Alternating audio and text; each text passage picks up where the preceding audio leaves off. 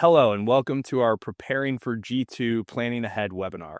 I'm your host today, Adam Farag, Vice President of Strategic Markets at Oak Street Funding. Joining me today is Brad Grubb, Managing Director at DeVoe Company. Today, we'll be discussing the challenges of G2 affordability, the importance of succession planning, and how to structure deals that work for both buyers and sellers, and more. Brad, thank you for being here today. Well, thank you for having me, Adam. Good to see you again. All right, well, let's jump right in. I'm going to start with some questions. First and foremost, let's start with G2 affordability. What do you see as the biggest challenges or hurdles that G2 leaders face when stepping into ownership? Yeah, I think we talk about it a lot in the industry. Probably the biggest challenge right now is valuations. Valuations on a number of RIAs are high. Um, when you are thinking about lending to an RIA, you're looking for a valuation. It's a technical valuation. That's how we refer to it. What we're seeing in the market is upwards of a 25% discount on that valuation, just so debt servicing can be covered by the distributions.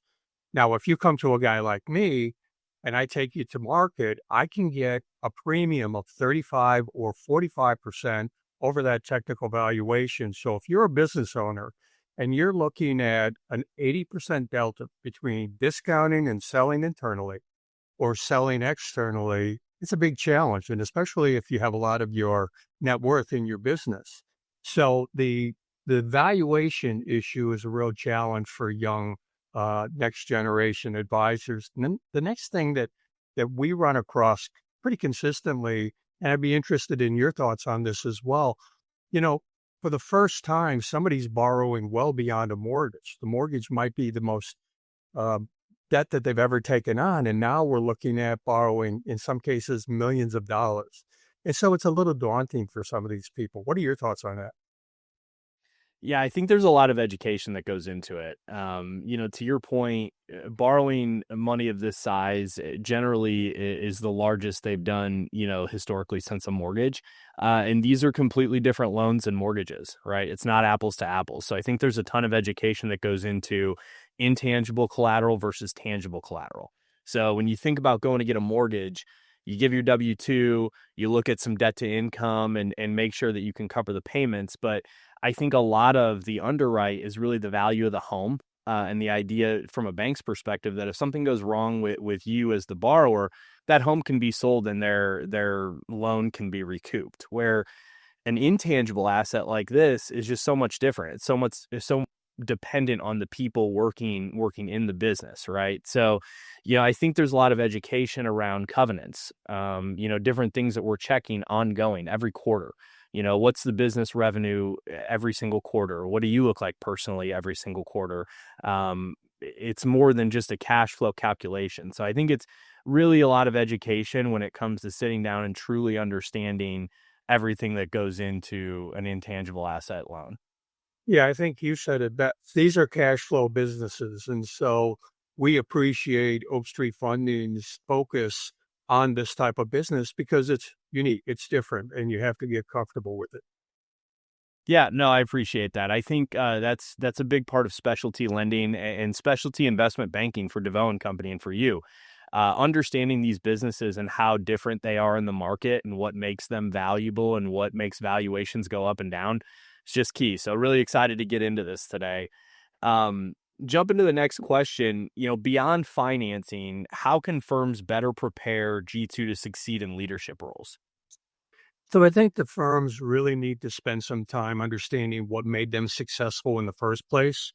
And, beyond client relationships and hiring correctly, I mean, you have to grow the business. And one of the greatest challenges that the RIA industry is facing today is this whole idea of net new revenue, net new clients, what we refer to as organic growth. And if you can't grow your business, especially given the fact that the average client in the RIA space is about 64 and a half years of age, half your clientele are going to start drawing down on their investments because they're retiring. It's a natural phenomenon. So you have to be able to have people in place who have the capability of growing your business. Absolutely. It's funny that you say that because when we're underwriting loans, one of the metrics that we check and look at above and beyond cash flow is net new assets, right? So net new assets and organic growth are so key. You can go acquire and you can buy, but how well are you growing the assets in your book and your portfolio? How well are you bringing in new households and new relationships to the firm? I think it's something that keeps the firm healthy and keeps the firm growing. And if you're not growing, you're dying, right? So that's something that we look at as well above and beyond cash flow. And what a Um, lot of people don't appreciate is if you don't grow, you can get a value, but you're not going to get a premium. I mean, what buyers are looking for today are firms that can grow themselves. And if you can do that, in fact, we did a survey of the industry last year. It was a talent grab. Everybody wanted to buy because they needed that next generation of advisor. This year, everyone's telling us that it's all about growth, both buyers and sellers. So that focus on growth, the metrics have to be supported, but you also have to continue to keep cash flow moving forward. Agree. I mean, we've heard the term aquahire so many times in this space, and I think, that's where that comes from. As that average age continues to creep up, there is a talent war going on that we're going to get into in this discussion. But, sometimes you acquire for talent. You're acquiring folks that want to continue to grow and are currently growing their firms. Um, so as affordability becomes a barrier, what strategies have you seen that make ownership more attainable to G2? We talked about it a little bit earlier here. Discounting on the technical value that you would use to lend to is something that we see on a very regular basis, anywhere from 10 to 25%. I have a client that discounted 35% just so the distributions could cover debt servicing. And no, he would not adopt me. But that's the type of thing that is absolutely critical if you want to be able to get that next generation buying into your firm. But think about it. If you have a $10 million firm and you discount it 25%, they're still looking at $7.5 million. And so a lot of people don't want to go out and borrow $7.5 million. So maybe buying it in tranches. And that's the next element that you can think about. Maybe you don't buy 100%. Maybe what you do is you buy 5%, 7%. And that 5 to 7 year amortization and loan can get paid off, and then you can think about the next tranche.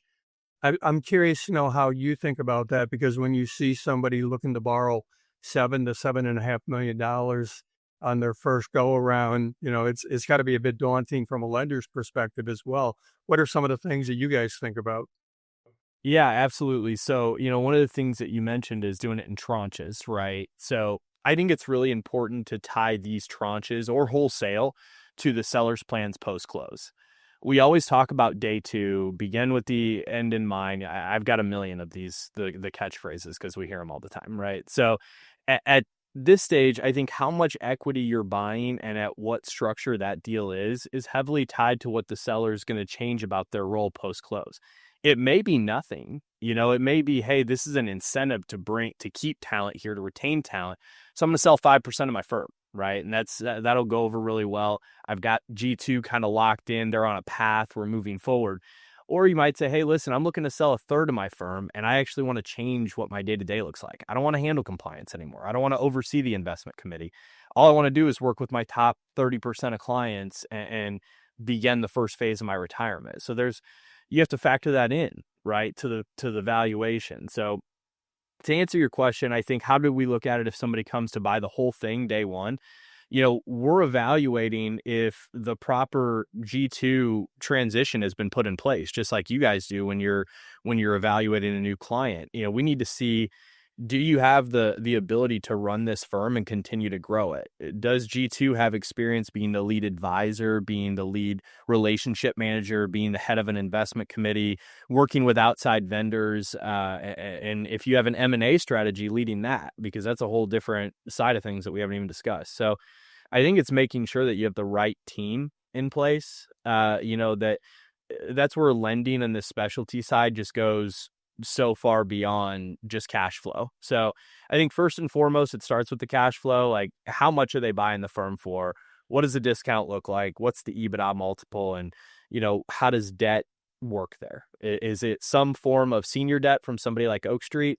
Is there a consideration that's a seller note that's going to be subordinated to our position that's the remainder? So in that situation, if they're selling for $7.5 million, are we coming in at 4 and then the seller's holding the note for another 3.5? Are we coming in at less and then sellers hanging around a little bit longer? And then sometimes those seller notes, which we'll talk about here later as well, they're not just notes. They might be earnouts that are tied to growth or lack thereof, to client retention or client loss. And, a lot of these deals, you have sellers that are heavily involved post close. So I think it's a combination of all those things. Um, from a structuring perspective, I think some of the strategies that we see work best are structures that have a little bit of everything. Maybe some equity coming to the table from the buyer that's coming in to buy the equity.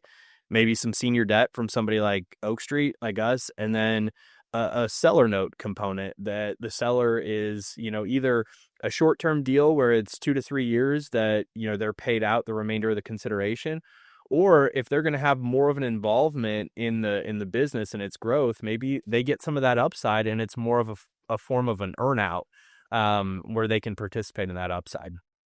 Yeah, I think you said it at the beginning. This is an educational process. You, as a banker with a 7-year amortized note, have to look 7 years forward. And, the boss's boss says, are we going to get paid? And that's the key element. And so spending some time helping people better understand what's going on, I think, is critical. Yeah, for sure. And what does the loan structure look like on our side too? We do 10-year maturity, 10-year amortization. We look at some deals that have a form of interest only up front with maybe a little bit longer amortization, some shorter. So, yeah, I think it's all dependent on the valuation, the structure, the transition plan, and so forth. But looking at succession, so what does succession plans typically have in common with one another? Yeah, so first, the firm has to have a very clear mission, vision, and value. They have to have a very good understanding of where they're at, where they're going, and who's going to help them get there. You mentioned it in the previous question. You have the next generation in place, not just G2, but the persons who can take over the firm. Do they understand all the nuances of running a firm? There's something that's even more important. And we do a lot of surveying here at DeVoe Company, and we just completed the 2025 DeVoe Invesco Talent Survey. Frightening results. 2 years ago, 53%. 1 year ago, 50%. This year, less than 38% of the people who were surveyed felt that they had a compelling career path within their organization. And so when we talk about trying to recruit the next generation of advisor, and yet we're a bunch of shoeless children with a cobbler running around, these are the kind of things that we need to stop and assess. What are we doing in terms of building that next generation within our industry? And I pose it to you: how do you feel about lending to 62% of firms that have people inside it who aren't happy? Yeah, great question. I think that kind of stems from G2 is doing more research, right? We see it, we attend a lot of the conferences, we're out in the space, and we talk about the average age of the advisor increasing every year and how there is a talent war. So what you have G2 that wants to understand what their path's going to look like. And so with G1 unwilling to provide that path, that's a risk to the business. That's a continuity plan risk. Because we talk about succession plans, we also talk about continuity plans. What if something tragic happens? What do you have in place at the firm? And as we're evaluating loans, that's stuff that we look at when we're evaluating how much need for life insurance is there. What does the continuity plan look like? Who's in place. So it does play a crucial part in evaluating a loan, because there has to be that plan for the unexpected. And to go back to the talent side of it, I think you've got G2 that's really doing a lot of research and really looking at these statistics to say, what does my future look like? Am I going to own a firm, or am I just going to be a W-2 employee forever? Are there other firms out there that want me, that would allow me to buy in at an appropriate valuation? So I think that's a big part of it too. And how does that affect the valuation? So I'll ask you that question too. If a firm doesn't have an appropriate G2 in place and a good continuity plan, does that have any bearing on the valuation? Huge. In fact, it has a major impact on the valuation. We have over 42 variables that we take into consideration when we're building out the discount rate and the valuation for an RIA, and not having those factors in place uh, really impact that technical valuation. And then when we go to market and we talk to buyers, and we're constantly talking to buyers, we're one of the most active investment bankers out there. There are two or three things that they are looking for when they're buying. Do they have the ability to grow themselves organically? We talked about that earlier. Do you have the next generation of advisor in place? Not that we don't like you, Mr. Senior Advisor, but we need those people in place because at some point you're not going to want to be here. Do you have a compelling story, women in investing that is really standing out and separating you from the pack? Are you located geographically in an attractive area? So if you don't have number 2 or 4, you're going to get a valuation, but don't expect a premium valuation. Yeah. So, I mean, you hit the nail on the head. Folks, what Brad's doing here is showing you guys that it's not just an EBITDA multiple. It's not a gross revenue multiple. And it's the same with loans. It's the same with underwriting. There's so much more that goes into the valuation, the structure, and everything else. So, with that, there's obviously risks, right? So what risks do firms face when succession planning is delayed, like we're talking about, or overlooked? Yeah, so I talked about this during the DeVoe webinar, the mid-year M&A summit, or summary rather, and it it goes like this. These are not Italian restaurants where on Saturday you can hang a sign and say Saturday is the last day we're spinning pies because the kids don't want to work this hard and we can't sell the recipes. These are fiduciaries. So you can always put the client back to the custodians as a private client. But when we talk to these people, these are not just their clients, but they're friends. And so Right. they want to do the right thing for their friends. So that's a critical component. The other thing is, as I said, we talk to buyers on a regular basis. They're looking for the senior principal to be in the chair for 3 to 5 years post transaction. Why? Because 3 to 5 years forward, there's no such thing as transition. The client's already bought the new resources, the new services, the new name on the door. And so if if you're not thinking ahead in terms of what you want to do, whether you want to sell internally or sell externally, you're behind the curve. And that's going to be a critical issue. And it goes back to what you were talking about earlier on continuity. Are you thinking forward fast enough in order to be able to protect the integrity of the firm, but also continue to grow the firm? Correct. And if you're not thinking ahead, G2 is. That's what we're talking about here. Is I think through those stats that you gave, you're seeing more and more of G2 evaluating what the future is going to look like for them and potentially their client base, where they want to go and take their business. So I think the further that's delayed and the more unclear it becomes, you also have a talent risk. You have a risk of losing folks that it's extremely important to buy in. So I think there's a ton of risk there.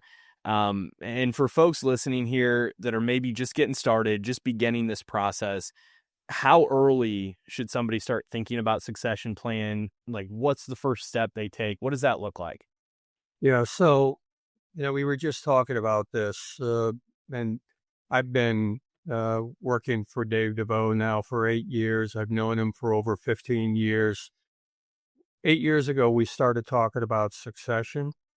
I had brown hair, and the average age of the owner was 56 years old. Fast forward 8 years, I look like this, and they're 64. And so, if you go back to, you really need to think about 3 to 5 years forward.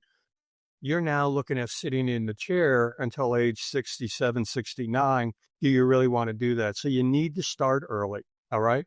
You need to determine who is the person who's going to be sitting in the chair. Do you have the right next generation of talent? And oftentimes we think the next generation of talent is some 20 or so person who just came out of school with a CFP. That next generation of talent might be 50 years old. And so, Yeah. do you have the right person? It depends on your client base.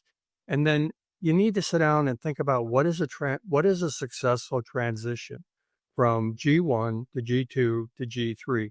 Map it out and structure it. Think about what the challenges are that you're going to be running into because you're going to run into them. It's a reality. And Yeah. having the guardrails in place to be able to address that is going to be absolutely critical. It's interesting. And the last thing I would say is mentoring. Mentoring is absolutely critical to the success of these firms. I live here in Omaha, Nebraska. Creighton University has a men's basketball program with a storied coach that they absolutely love. But the university just brought in a head coach in waiting. And so the reality is Mac's going to leave at some point in time. And you need to think about that from your own perspective. At some point in time, you're going to want to leave. And so, do you have that next person in place? And can she or he assume the mantle of responsibility? Yeah. I mean, the only thing that I would add to that is this ties in with every facet of your business above and beyond just its own current existence and continuity. When you're having a client meeting and sitting down with a high net worth family that maybe has multi generations present for the meeting, you want to explain your continuity, right? So this affects you going to attract clients and bring them on. If you're active in acquiring, if you're active in the M&A space, and a lot of sellers have that G2 built in that you guys see, I'm sure, they want to see that this firm has a correct succession plan and that their G2 isn't going to be left out in the cold. So I think, starting early, getting a defined path, understanding where you're going, beginning with the end in mind, all makes a ton of sense. With that, I'd love to move on to the next topic. A firm's now ready to move forward, right? What types of deal structures are most common in today's market? So again, we're being a bit redundant, but discounting to the technical value of the firm is something that's critical. Buying in tranches is something that's important. But what what the next generation needs to understand is it's a double-edged sword. So you buy, a portion of the business for $1 million now, 5 years forward, you want to buy that next 5%. The business might not be $1 million, it may be 1 million too. And so if you're growing and you're looking for somebody to grow as a lender, I mean, that's something that's going to be absolutely critical. The other thing to think about, if you have somebody who is healthy enough and you can put a buy sell agreement in place, maybe funded with life insurance. The one thing that the next generation of advisor doesn't want to do, if the proverbial bus hits the senior principal, doing business with a non-licensed spouse, because there is no certainty to what's going on there. So having that planning in place today is something, not only is it important to your clients, and that's the other thing, you were just mentioning this, when I talk to 65-year-old senior principals in RIAs, what I hear from them is my clients love me, but they're all asking the same question. If I get hit by a bus, what happens to my money? And so Right. it's beyond just your family. It's beyond just the firm. It's the talent inside the firm and your clients who you call your friends. Those are all the critical components that you have to focus on. Absolutely. And, when you look at current market conditions like interest rate changes, valuations that we talk about that are up and strong, how are those influencing the deal terms? On the valuations themselves, Yeah, like the valuations being high, interest rates going up or down. How do you feel like the current market environment's influencing deal terms and structures today? yeah, so I mentioned this earlier. We survey the world about everything going on here at DeVoe Company, and we talk to the consolidators about valuations. Fully 85% who are buying today think valuations are going to continue to be elevated. And so if you're thinking that, like the investor who's got cash on the sideline and are waiting for that great pullback that they can jump into the market, think again. It's not going to happen based on the people who are regularly buying in the marketplace today. So that's going to be something that people are going to have to think about. Structuring this early is something that's going to be absolutely critical, both to the principal who owns the firm, but also to the next generation of advisor as well. And, those are all things that you as a lender have to think about too, because um, you have a 67-year-old who comes to you saying, I think I'm going to start selling internally, and it's going to take him 20 years to sell a majority stake in the firm. It may not be the right move. May not be the right move. And that's, we approach all our early discovery conversations holistically, and, you know, a loan might not be the right move, right? A G2 may not be the right move if somebody's waited too long. So that's where the challenge really here becomes is, if you're waiting too long, sit down with Brad and the DeVoe team. Sit down and talk about, what your plans are for the next 5 to 10 years and what you currently are doing to get there, and they're going to help you navigate and make sure that you're not too far outside one of the bookshelf ends that make it impossible to do.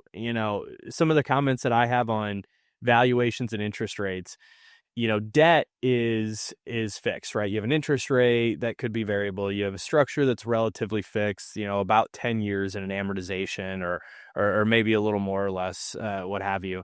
But at the end of the day, the valuations going up, and interest rates rising, can give you the ability to borrow less, right? So what do we see is we see more creative deal structures, especially as it relates to G2 buying in. I mentioned earlier, you look at a note that would be 100% financed by Oak Street Funding. If you are selling at a valuation that's more than 7 or 8 times EBITDA or distributable cash flow, and you're planning on using distributions alone, you're going to negative cash flow out of the gate, right? So you're either going to have to bring some money to the table, or the seller's going to have to hold a note for, whatever terms that you agree to with them for part of it, and that you can bring some debt to the table with. But I think one of the things that we've seen is seller notes getting a little bit more creative.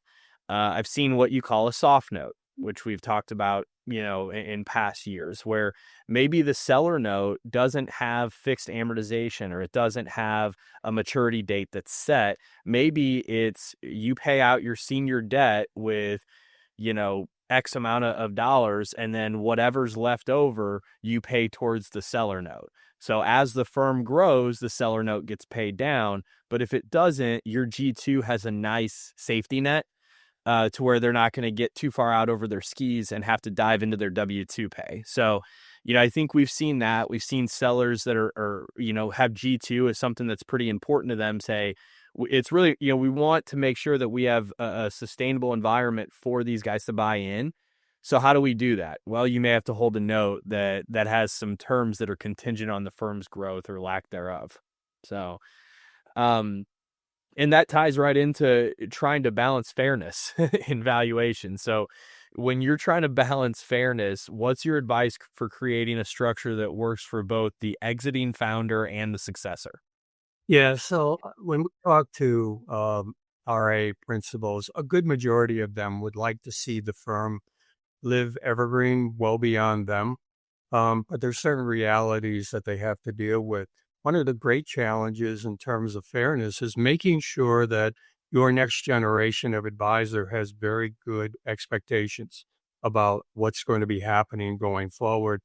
I'm a sample of one, but my son went from being a CPA to being a CFP, and he came into our industry a few years ago. And, when I started in this business, I got a tick sheet and 200 names that I had to call on a daily basis before I could go home. I asked him, what are you doing to build up your new clientele? And he's like, Dad, you don't understand. I don't do that. I'm thinking to myself, the expectations have changed a little bit between when I came into the industry and when he came into the industry. So making sure that they understand the things that they're going to have to deal with on a consistent basis is something that I think is absolutely critical. And the last thing, we refer to it as governance, but you have to have those guardrails in place whenever you're going to be making serious changes in the business, whether it's on the cap table, whether it's refinancing, whether it's restructuring. Those are types of things that require a certain level of vote within an organization. And you want to make sure that you put those guardrails in place to avoid the headaches that are going to be coming down the road. So Those are some of the most critical elements that you can do in terms of being fair while you're going through the succession process. Yeah, I agree. I think as a seller in these scenarios, you get to pick which levers that you want to pull. And I think you tie those levers to your plans post close and post sale of a tranche or the whole thing. And so when you want to talk about being fair, I always tell people, you can have whatever valuation you want, but you're not going to like the structure, or vice versa, right? You can't have both, right? So if you want the super high valuation, you may be holding a note for a long period of time, or you can do a mix of both. But I think the main thing is, sellers are out there listening, you guys are in the driver's seat. Sit down, talk to us about debt, talk to Brad at DeVoe and Co about setting a plan in motion and working through it, and let us work together to put something in front of you that works for your firm.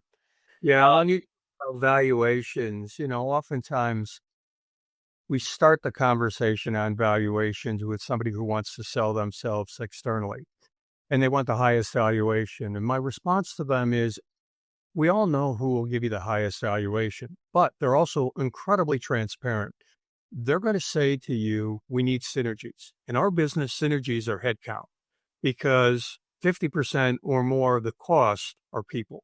And so, with the exception of one firm in all the years I've been doing this, everybody wants everybody on the team to come along. And so when you start thinking about valuations, you have to be very realistic. At the end of the day, what we hear is this a good move for my clients? Is this a good move for the next generation of talent within my organization? Because some of them have been with me for 20 years. And then is it good for my family? So along the lines of what you were just talking about there, you have to really set a level set on the expectations. So looking ahead, what trends do you see shaping G2 succession deal structuring over the coming years? Yeah. So when you take a look at the buyers versus sellers, right now, buyers are growing at about 8.5% compounded on an annual basis. Sellers are growing at 15.5% on an annual basis. And a great deal of that has to do with the reason we're talking today. They're not ready to sell to the next generation of advisor within their organization. And so there's a tremendous need still, even though we've been talking about it for 8 to 10 years, there's a tremendous need to focus on that next generation of talent and how can we get them into the equity ownership of the organization. I think that's something that's going to be absolutely critical on a going forward basis.